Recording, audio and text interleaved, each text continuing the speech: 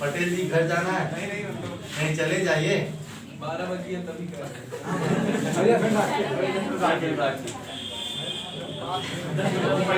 मतलब इस लड़के को एक ही दिन में पूरा उपसर्ग संयोजी पढ़ लेना ताकि 7 दिन ये ना आए। ठीक है। प्रभावी परमाणु क्रमांक देखें। आधे लोग कह रहे हैं कल, कितने लोग चाहते हैं कि आज ही सर खत्म करके, कितने लोग चाहते हैं आज के लिए बस इतना ही करना। गेट बंद नहीं है, चले निकल लीजिए। क्यों बताइए क्यों? पढ़ना नहीं है। और एक मिनट सुन ले, अमित जी क्या सुन ले, प्रॉब्लम सुन ले। क्यों पढ़ना नहीं आता है? प्रभावी प्रमाण तो क्या है?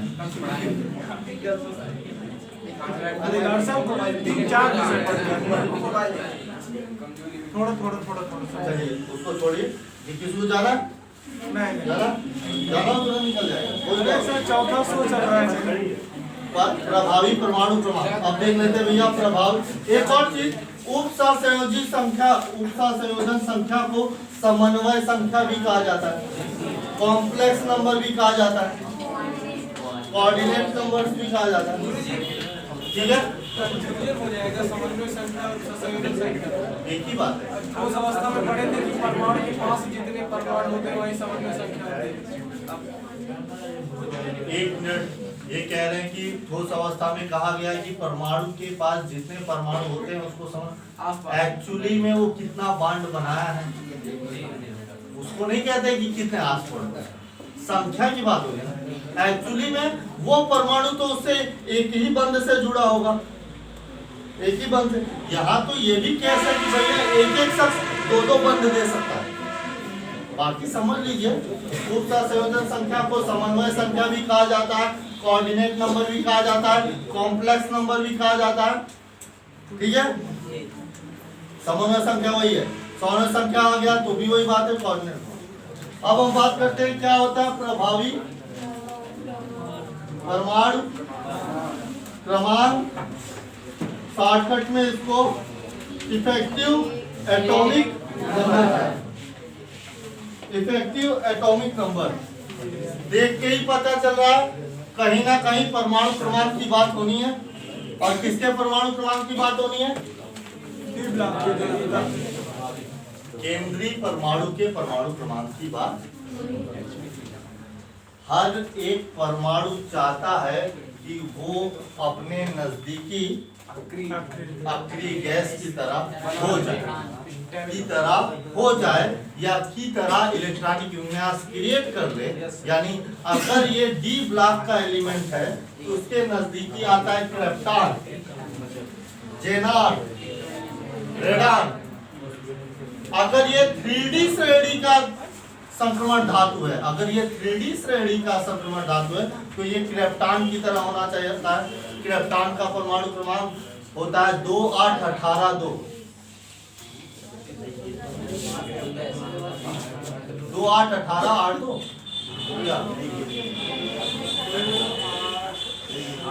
इलेक्ट्रॉनिक 2 8 18। अच्छा परमाणु 36 2 8 18 8 ना, 2 कहां से कह रहे हो भाई? 2 8 18 8। जेनान का कितना होता है? 2 8 18। हमारे 3D वाले 2 8 इधर 2 और यहाँ कंफ्यूजन में जीते।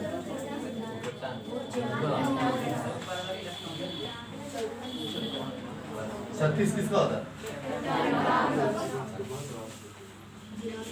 चलिए ठीक है, फिर से आ जाते हैं। हमारा जो प्रभावी परमाणु क्रमांक है इसको देखना है हमें, इसको EAN से प्रदर्शित करते हैं। ठीक है, और हर एक संक्रमण धातु चाहता है कि वो अपने पास इतने इलेक्ट्रॉन रख ले जितना उसका नजदीकी अक्रिय गैस रखा हुआ है। वही आप उसको बनाने के लिए वो क्या क्या करता है, कितने इलेक्ट्रॉन रखता है, उसी को प्रभावी परमाणु क्रमांक कहते हैं। उसी को क्या कहते हैं? अभी प्रभावी परमाणु क्रमांक बनेगा कैसे? क्या करता है कि केंद्रीय परमाणु उसके पास खुद के पास जितने इलेक्ट्रॉन होते हैं और अपने ऑर्बिटलों को कंप्लीट करने के लिए वो लिगेंडों से इलेक्ट्रॉन मंगाता है। और कभी कभी क्या होता है कि इलेक्ट्रॉन मंगाने के बाद उसके पास ज्यादा इलेक्ट्रॉन हो जाते हैं, तो जब वो इलेक्ट्रॉन क्या करते हैं, ज्यादा इलेक्ट्रॉन होते हैं तो इसलिए वो क्या करता है, इलेक्ट्रॉन। अब इलेक्ट्रॉन त्याग देने के पश्चात अब उसका परमाणु क्रमांक क्या हो गया, वही है प्रभावी परमाणु। फॉर एग्जाम्पल के लिए कुछ भी देख लेते हैं, कोई भी एक कॉम्प्लेक्स कंपाउंड आप लोग बोलिए। अच्छा, इसी को देखना है बस, इसी को देख के सर जी साहब समझा दीजिए, बाकी तो हमारा हो गया। किसके परमाणु क्रमांक की चर्चा चलने वाली है? Fe। तो भैया Fe का परमाणु क्रमांक अच्छा, परमाणु क्रमांक से यहाँ कि उसके पास अभी मौजूदा इलेक्ट्रॉन कितना है, यही है प्रभावी परमाणु क्रमांक। इस कंपाउंड में Fe के पास मौजूदा इलेक्ट्रॉन टोटल कितने हैं, यही है प्रभावी परमाणु। अब 26 नहीं रहा, जब अकेला होता, जब वो अकेला होता तब उसके पास 26। अभी तो भाई CN से भी मंगा लिया है, 12 ठोर और ले लिया है ना, है कि नहीं? अब हमारे अमित जी कहेंगे सर 12 ठोर और लिया है तो क्या इसका परमाणु क्रमांक 26 धन 12 यानी टोटल कितना हुआ, कितना 38 है? बिल्कुल नहीं, बिल्कुल नहीं। अब हमारे अमित जी कहेंगे तो सर कितना है फिर, तो मैं बता दूं। अब बताइए अमित जी, इसके पास परमाणु क्रमांक इसके पास ऑक्सीकरण संख्या कितनी है, इसके पास संख्या कितनी है? बस बस बस, EAN बराबर परमाणु क्रमांक प्लस ग्रहण किया गया लिगेंडों के द्वारा, लिगेंड के द्वारा, लिगेंडों के द्वारा प्राप्त कुल इलेक्ट्रॉन। मैं इसके अलावा पटेल जी जो आप भागने की कोशिश कर रहे हो, मैं इसके अलावा लिख सकता हूं 2 गुणे समन्वय संख्या या कोऑर्डिनेट कंपाउंड्स का ज्ञान।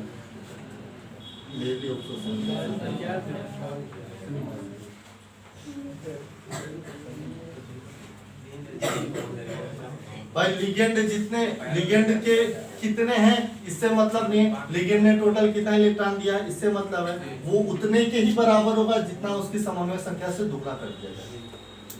भाई सही बात है। फिर उसमें से जोड़, उन दोनों को जोड़कर उसकी ऑक्सीडेशन नंबर, ये हो गया इसका EAN का फॉर्मूला। क्लियर है अंकुर, कोई दिक्कत है? कितना हो गया इसका, क्या है?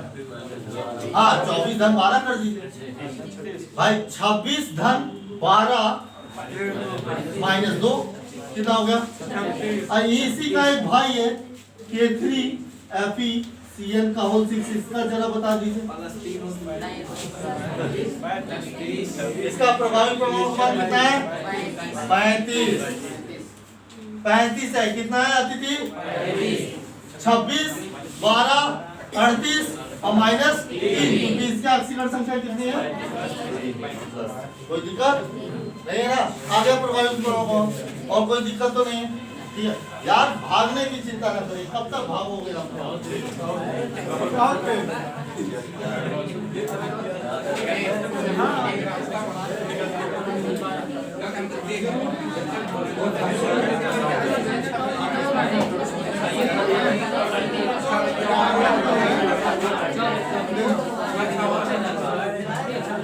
चलिए और कोई फटाफट बताइए, कोई भी कंपाउंड बताइए, कहीं कहीं गलत भी होगा 100%। हाँ देखो ये लड़की पूछ ली, इसका कोई लड़का आंसर दे के बता दे तो जान जाए, नहीं तो गधे ही रहोगे। बोले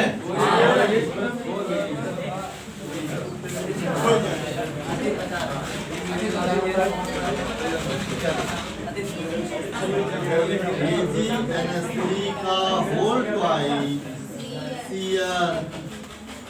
50 50 बोला लड़के ने। एजी किसके नीचे? भाई पता चलेगा एजी का नीचे कॉपर के नीचे कॉपर का 29 भाई मैं नहीं जानते एजी का परमाणु क्रमांक क्या है, लेकिन मैं दिमाग लगा के थोड़ा एजी का परमाणु क्रमांक पता कर लूंगा। आपको डायरेक्ट पता है तो चल जाएगा, नहीं पता है तो इतना तो पता है कि एजी कॉपर के श्रेणी का तत्व है। कॉपर का 29 होता है, 29 में 18 एजी का कितना होता है?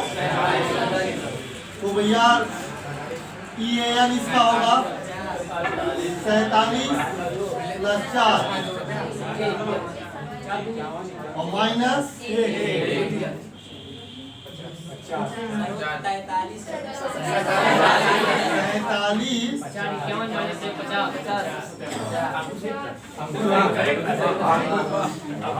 और बोला 50। अरे वाह। और एक और आ गया है इनके सामने A3 CR C2O4 का होल राइट पर CR की ऑक्सीकरण संख्या दिख रही है। C2O4 क्या होता है आप लोगों को तो पता ही नहीं। ऑक्सीजन क्या होता है? कितनी ऑक्सीकरण संख्या है? +3। क्रोमियम परमाणु क्रमांक 24 प्लस 1 से 2 मिलता है, 3 से कितना मिलेगा? 6 दूनी द्विदंती है, द्विदंती है। 1 से 1 समन्वय 2 समन्वय संख्या, 3 से 6 समन्वय संख्या, तो 6 से कितने लगता है?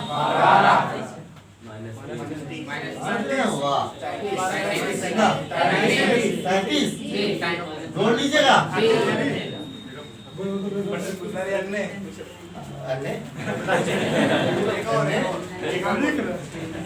का मतलब होता है ना जब चौथा ऑप्शन आता है, पहला दूसरा तीसरा चौथा, नॉन ऑफ दिस।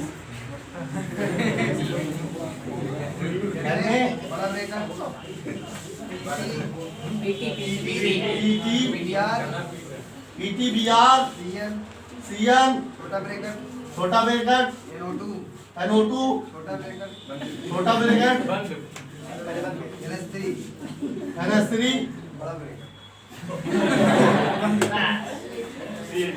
अभी सर वो CL है, CN नहीं। CL है, CN भी होता तो क्या फर्क पड़ता?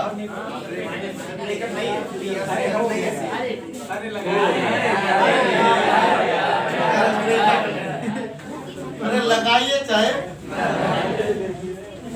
तो समन्वय संख्या इसकी 4 और मिलने वाले इलेक्ट्रॉन 8।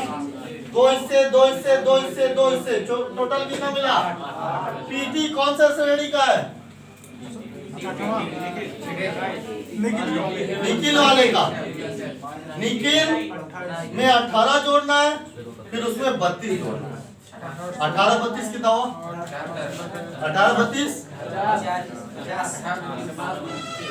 50। निकिल का परमाणु क्रमांक 28। टोटल कितना हो गया? 78।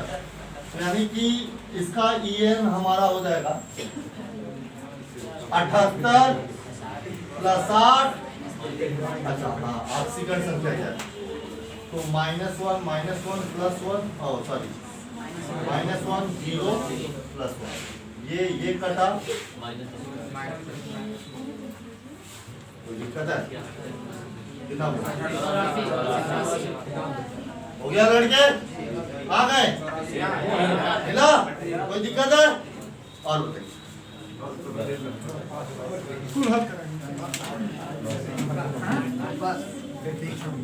आप लोगों के लिए मैं इतना मेहनत करता हूँ।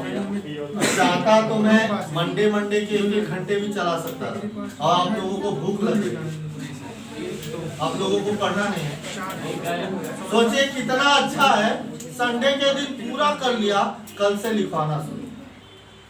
कल से एक टॉपिक पे 5-5 10-10% चलेगा, संडे मंडे ट्यूसडे, और लास्ट संडे को फिर से उपसर्जन। और लास्ट संडे के बाद चैप्टर समाप्त। लेकिन आप लोग अभी जी कहेंगे हमको छोड़ दीजिए, मैं छोड़ रहा हूँ, जाइए, लेकिन किसी और को मत ले जाइए, आप खुद जाइए। I am not interesting you. चलिए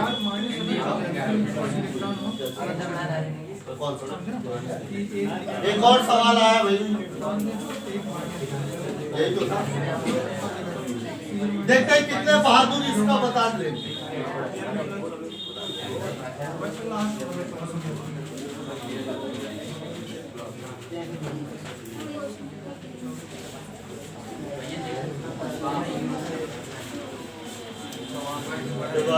आरती जी को चाहिए तुरंत कैलकुलेशन करना चाहिए, बुढ़ा भाग करते रहना चाहिए।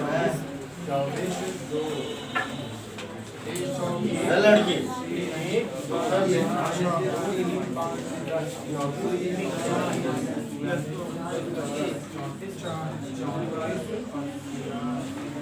इस मामले में लड़के तेज हैं, लड़कियों का भी आई है।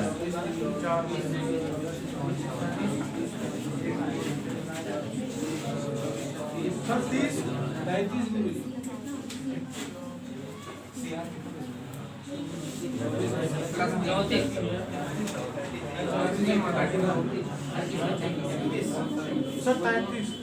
33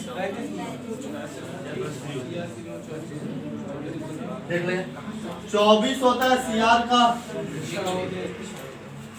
6 इससे मिला 2 8 8 2, यानी कि समन्वय संख्या हो जाएगी 2 1 3 और 3 3 6 6 6 12। भाई 2 1 3 और 3 3 6।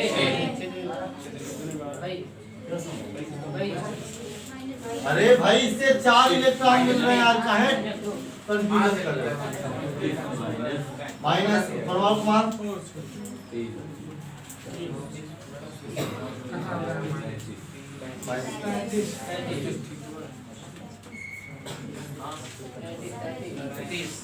और कोई दिक्कत? अगर आपने इतना कर दिया आज कॉम्प्लेक्स कंपाउंड वाले में, शुरू से आपने देखा कि कॉम्प्लेक्स कंपाउंड कैसे बनता है, थोड़ा एक बार रिवीजन कर लेते हैं, है ना। कॉम्प्लेक्स कंपाउंड बनता है एक सामान्य लवण और एक जटिल लवण से। उसके बाद आपने देखा कि इसका क्या अंतर है द्विक लवण के साथ, ये भी देखा आपने। उसके बाद आपने देखा कि उसके कैसे क्या क्या प्रकार है, हमने क्या देखा। जैसे उपशासन यौगिक आपका 2 टाइप का होता है, पूर्ण अपूर्ण।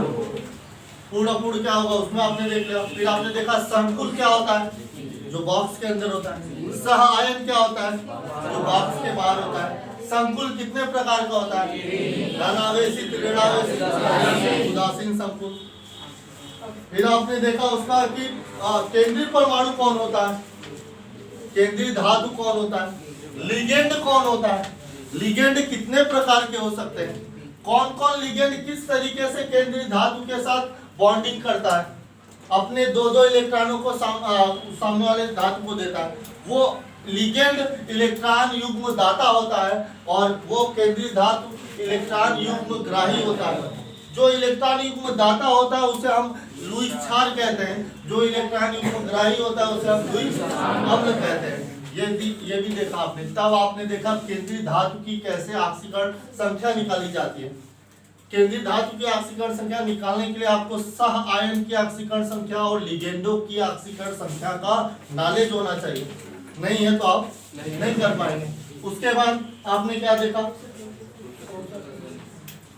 आपने देखा क्या चीज, संयोजी संख्या, जिसे हम समन्वय संख्या, कॉम्प्लेक्स नंबर, कोऑर्डिनेट नंबर भी कहते हैं।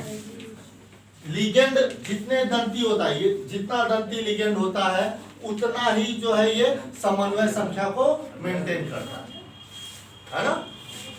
ये आपने देखा। उसके बाद आपने प्रभावी परमाणु क्रमांक देखा, EAN कैसे निकालते हैं।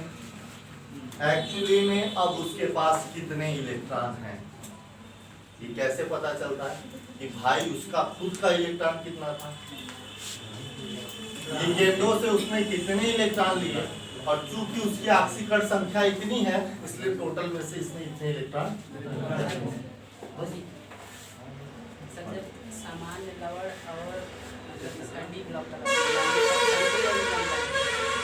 जब सामान्य लवण और तब सर जब K2SO4 और Cr2SO4 का क्रॉस प्राइस मिलाएंगे तब सर क्रोम एलम बनेगा कि नेगेटिव? हाँ ये सवाल है। तो क्या हम कैसे डिफाइन कर रहे हैं इस पर डिपेंड करता है। क्या उपसा संयोजी यौगिक बनता है, इसके कारण हम उसका डिफाइन कर रहे हैं कि ऐसा, मतलब ये कोई खासा नियम तो है नहीं, हाँ समझ रहे हो, इसका मतलब वो कोई परफेक्ट नियम नहीं है, ठीक है। क्रोम एलम बहुत अच्छा उदाहरण है, K2SO4 into Cr2SO4 का होता है इसकी जगह Cr2SO4 का होता है into 24H2O, इसको हम क्रोम एलम या क्रोम फिटकरी भी कहते हैं, फिटकरी वही ना, फिटकरी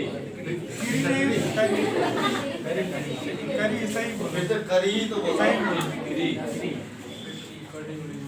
और कोई दिक्कत है पांडे जी, तो भाई वो बना ले रहा है द्वीप लवण तो उसमें उसका प्रॉब्लम है, हमारा क्या प्रॉब्लम।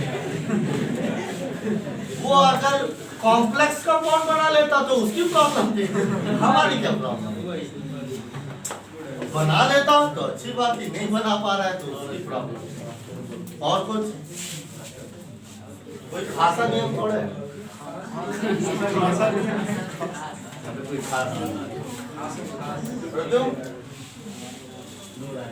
प्रद्युम्न जी पूछिए। हाँ एक तो बता दिए कि उत्सव संयोजी यौगिक दो प्रकार के होते हैं, धनायनिक और अपूर्ण अपूर्ण, और एक लिगेंड के आधार पर किया गया होमोलेप्टिक और हेटेरोलेप्टिक। यही नहीं और भी टाइप के हैं, उसकी चर्चा करेंगे। ज्यामिति स्ट्रक्चर जब ये टॉपिक चलेगी तब, ठीक है, अभी नहीं। अभी हम वहाँ पे हम आपको बताएंगे भाई एक तो जो नॉर्मल हमारे कंपाउंड है, यहाँ पे कैसे कंपाउंडों को डिफाइन किया गया है। एक नॉर्मल इनऑर्गेनिक लवण होता है, सॉरी इनऑर्गेनिक अणु होते हैं, जैसे NH3, H2O, CH4, इस तरीके के। CH4 का स्ट्रक्चर कैसा होगा, जियोमेट्रिकल स्ट्रक्चर। यहाँ पे अभी हम ये चैप्टर ऐसे इतनी जल्दी तो खत्म हो नहीं रहा है, जो बहुत लंबा चैप्टर है। यहाँ पे हम ऐसे करेंगे भाई कि जो जिसकी 4 समन्वय संख्या है, समन्वय संख्या क्या काटेंगे, हालांकि थोड़ी सी जानकारी मैं दे देता हूँ। डॉक्टर साहब अगर किसी की 3 समन्वय संख्या हुई तो वो ट्रायंगल बना, क्या कौन सा स्ट्रक्चर बनाएगा, त्रिकोणी, ठीक है। अगर उसकी 4 समन्वय संख्या है तो वो चतुष्फलकी बनाएगा, लेकिन वो चतुष्फलकी 2 टाइप का हो सकता है। एक तो चतुष्फलकी जो आप देखते हो 109 अंश 28 मिनट वाला, और एक चतुष्फलकी 90 डिग्री का होता है, जिसे प्लेनर कहते हैं। प्लेनर, एक लिगेंड के पास ऐसे ऐसे ऐसे और ऐसे समतली, प्लेनर मतलब समतली चतुष्फलक नहीं, प्लेन। ये 4 फलक इसके भी हैं, 4 फलक इसके भी। इसमें 109 अंश 28 मिनट का, इसमें हाँ ये आप कह सकते हैं कि संकरण आपको फ्री में आ गया, बताना नहीं पड़ेगा। समन्वय संख्या जितनी, लेकिन इसमें केस है, संकरण भी अलग। अब तक आपने क्या देखा है कि sp संकरण, sp2 संकरण, sp, यहाँ तक तो ठीक है, लेकिन sp3d और एक आता है dsp3 और एक आता है d2sp2। अब ये वाला आया और ये वाला आया, बड़े अच्छे से समझ। अब कैसे होगा हम बाद में चर्चा करेंगे टॉपिक। अगर 5